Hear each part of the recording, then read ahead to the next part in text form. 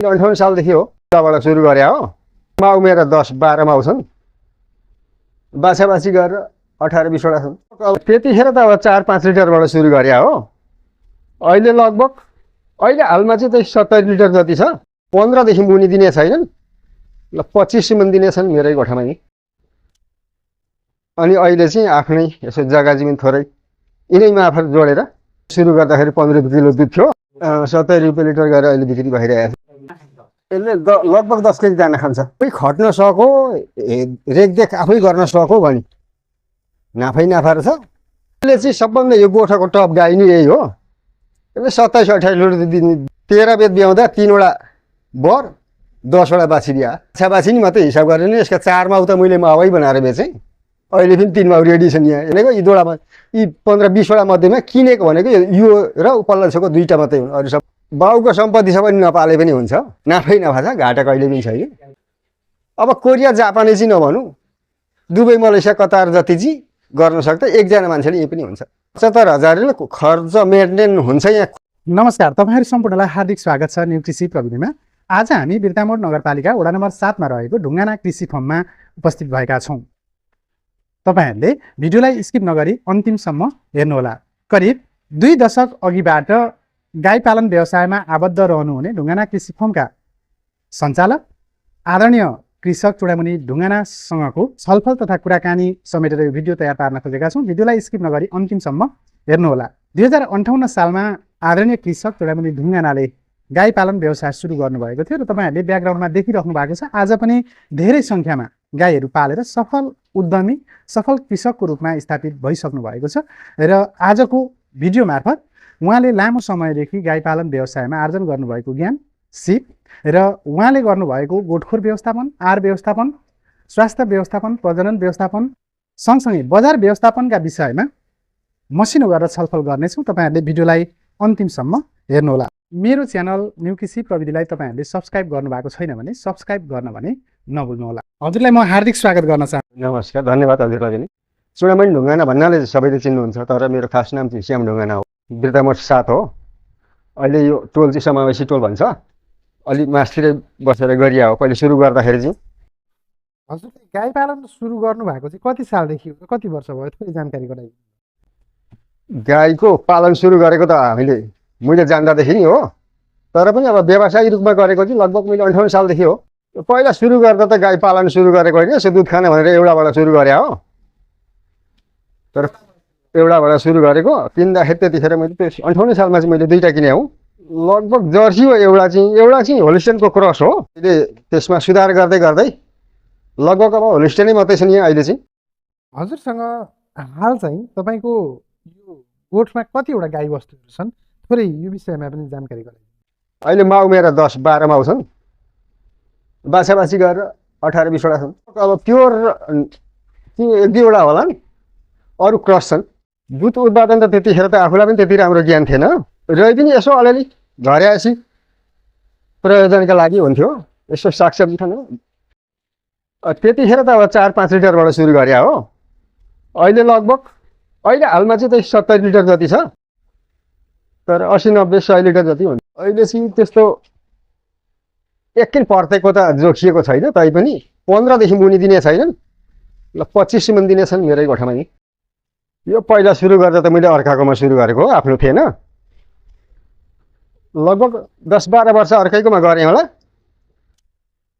अनि अहिले चाहिँ आफ्नै यसो जग्गा जमिन थोरै यिनै मार्फत जोडेर अहिले चाहिँ आफ्नैमा गर्दैछु। लगभग यो अस्थायी रूपमै थियो पहिला भने चाहिँ अहिले चाहिँ यो दुधको विषय त अब मैले सुरु गर्दाखेरि 15 किलो दुध थियो, 70 रुपियाँ लिटर गरेर अहिले बिक्री भइरहेको छ। यो होलिस्टेन नै हो।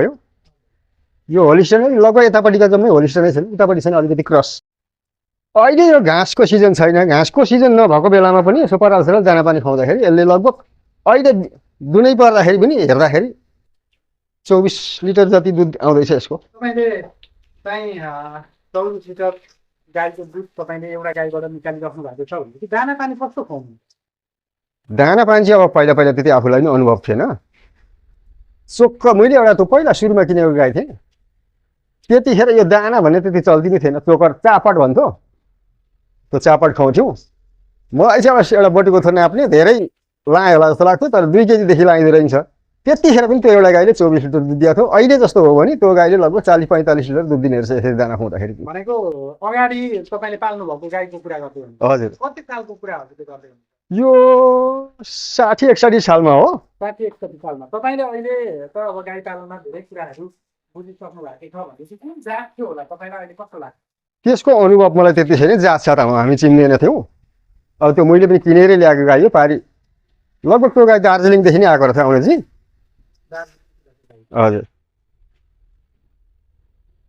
त्यो पनि होलिस्टनकै क्रस हुनसक्छ, होलिस्टनै हो। दाना चाहिँ अब अहिले चाहिँ नयाँ नयाँ प्रविधिहरू निक्लिएको छन्। यो दाना भन्दो रहेछ यसलाई, अहिले यसलाई चाहिँ आमात भन्दो रहेछ। पहिला शक्ति पनि अलिअलि खुवाएँ, अनि यो आमात राम्रो लाग्यो, अहिले यो खुवाउँदैछु। जस्तै एउटा 20-25 लिटर दुध दिने गाईलाई अनुमानी 8 देखि 10 केजी दाना सबै मिलाएर यहाँ म 2 खालको दाना मिलाउँछु। अलिकति मकैको पिठो छ, अनि दाना कहिले कहिले चोकर पनि छ त आवश्यक अनुसारको। लगभग अब हेरी हुन्छ, कोही कोही बेला 10 किलो पनि खुवाउनु पर्ने हुन्छ। 8, 9, 10 यस्तै खुवाउँछु अनुमानी।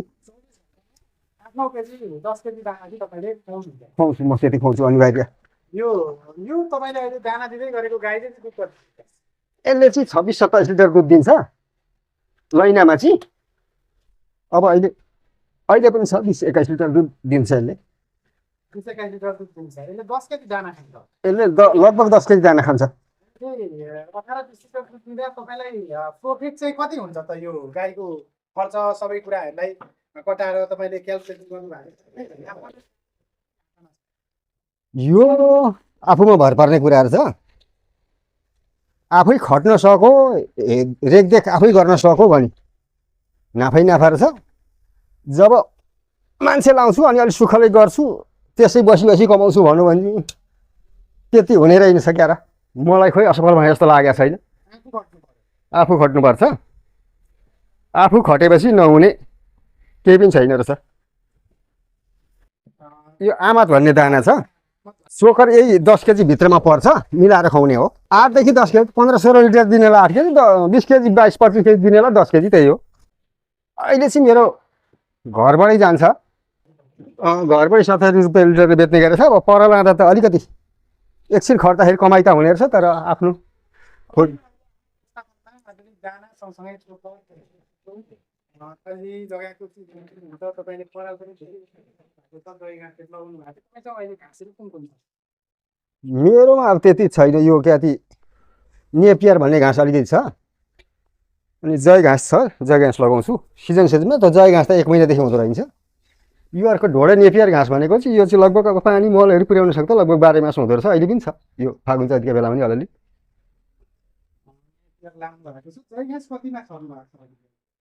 लगभग मैले 5 कट्ठामा छरेको छु होला।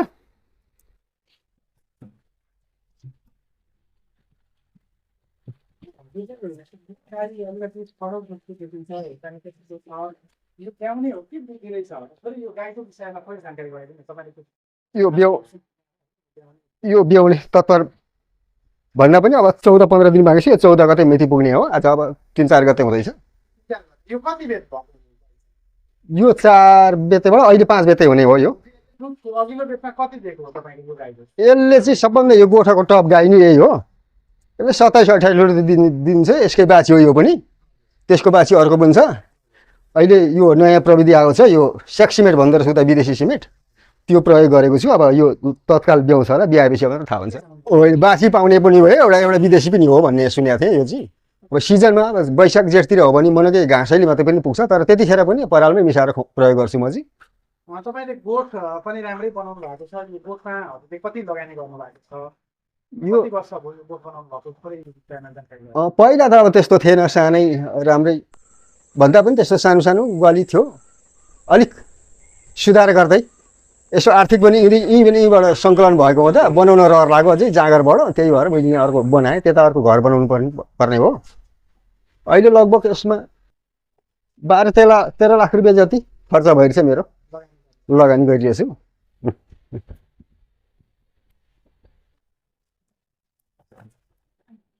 लगभग यहाँ 15 वर्ष अगाडिको गाई चाहिँ छ एउटा मेरो बुढीमा हो। 15 वर्ष अगाडिदेखि तपाईँले पालिराख्नु भएको गाई कुन गाई हो? त्यो चाहिँ तपाईँले 15 वर्षसम्म पाल्नुभयो, थोरै यो विषयमा जानकारी गराउनु।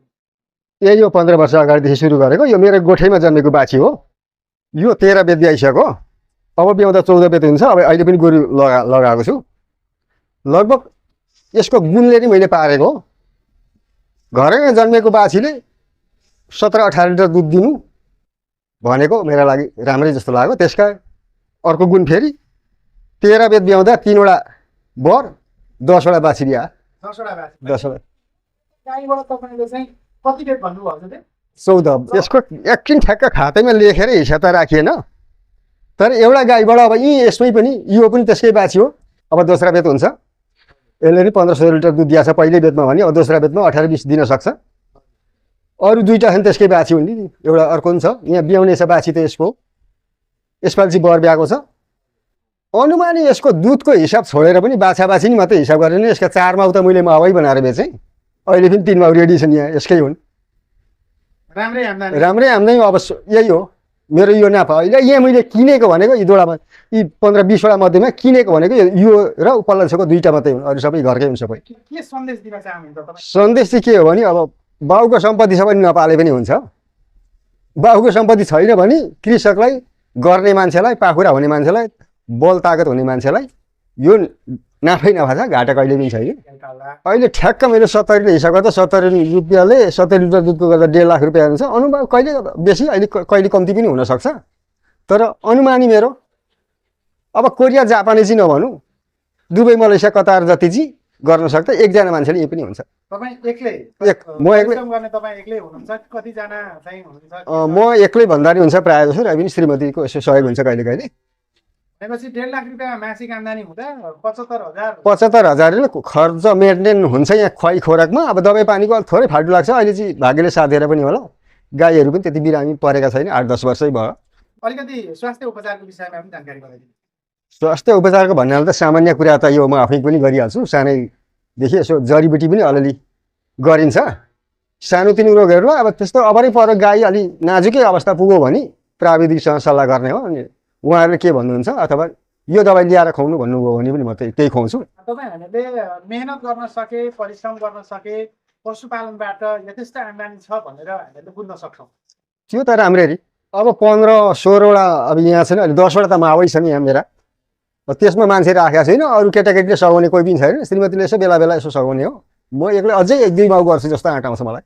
तपाईँहरूलाई वास्तवमै यो भिडियोले थोरै भए पनि सहयोग पुर्याउने नै छ। पशु पक्षी पालन व्यवसायमा चाहिँ दिन प्रतिदिन सबैको आकर्षण बढ्दै जाँदा तपाईँ हामीले थोरै लगानीबाट चाहिँ राम्रोसँग चाहिँ मेहनत गर्न सके, परिश्रम गर्न सकेमा र देखावटीपनका लागि नभएर आफ्ना लागि र आफू स्वरोजगार बन्नका लागि, आम्दानी वृद्धि गर्नका लागि चाहिँ तपाईँ हामीले लागत अत्यन्त धेरै कम्ती गर्ने र उत्पादन वृद्धि गर्ने तरिकाले यदि तपाईँ हामीले गाई पालन व्यवसाय गर्न सक्यौँ भने गाई पालन व्यवसायबाट यथेष्ट आम्दानी दिने विषयवस्तुको जानकारी सहित आदरणीय कृषक चुडामुनि ढुङ्गानाको अनुभव तपाईँहरूले सुन्नुभएको छ। मलाई आशा छ थोरै भए पनि तपाईँहरूलाई यो भिडियोले केही न केही जानकारीहरू प्रदान गर्ने नै छ। यस्तै प्रकारको भिडियोहरू हेर्नका लागि मेरो युट्युब च्यानल न्यू कृषि प्रविधिलाई सब्सक्राइब गर्नुभएको छैन भने सब्सक्राइब गर्न भने नभुल्नुहोला। यो भिडियो मन परेमा लाइक, कमेन्ट र धेरैभन्दा धेरै सेयर गरिदिनुहोला। धन्यवाद। नमस्कार। जय पशुधन।